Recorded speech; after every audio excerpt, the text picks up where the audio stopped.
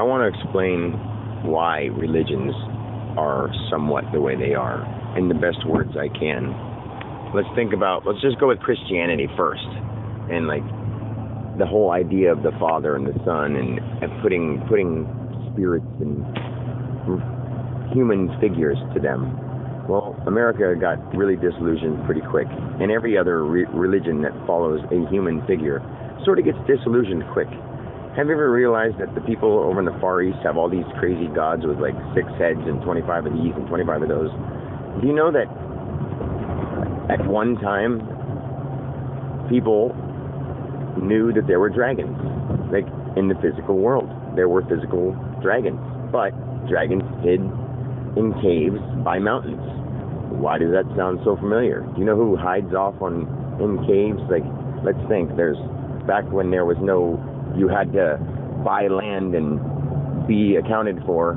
They wanted to make sure everyone was accounted for. And I understand why they did that, because if you go off and you sit in a mountain by yourself and you knew the power of belief, you could become a dragon if you sat there long enough, seeing little things show up and another thing show up and another thing show up and another thing show up, and you keep building on it. Next thing you know, bam.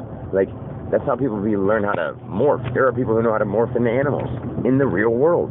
I mean, but it's so uncommon because people don't take the time to believe they can enough to do it. And once they do it, they can.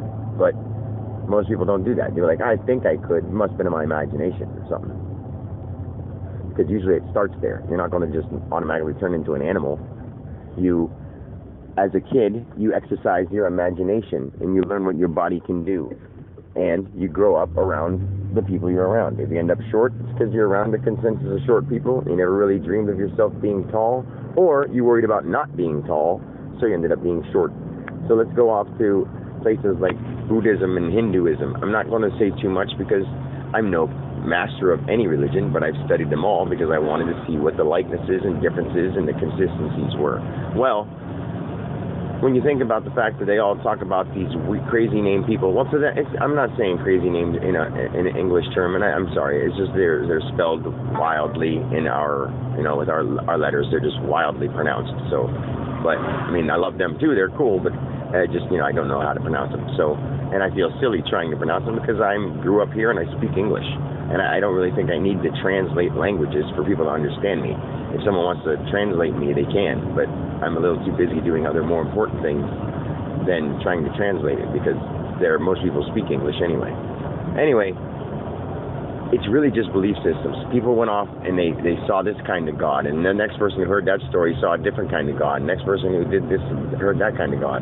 I'm doing it now, and I'm off by myself, and I'm studying all religions and all spiritual practices. And why am I speaking to the actual God? Because the dogma is gone. I have no dogma. I can take psychedelics and not feel anything because now I know it truly is mind over matter.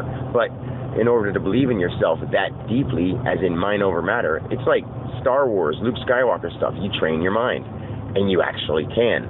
But they hide that from us because they don't want people to become dangerous, which makes complete sense. But they don't give us the chance to learn it the right way so that people won't be as dangerous. If you learn to work with them as kids, now that we're getting more intelligent, that's why the coming of the new age is here, because people are starting to understand that if you believe it, it happens. But, some people just don't think anything, mystical or anything that's all mythology or stuff like that. But the problem is, if they did start doing it and really knew, then we'd be in trouble. So I do understand why the government's doing what they're doing. But when it comes to all the other laws and rules, those were just unneeded. We don't need all that crap. We need to get rid of the government's laws and rules and make a rule of no killing. That's it. No killing, no harming somebody against their will. That's it. No violating free will. That's the only law. So, anyway, I wanted to say that because I had that message and I had to say it. So, and I'm not trying to disagree with religion. It's just, it makes complete sense.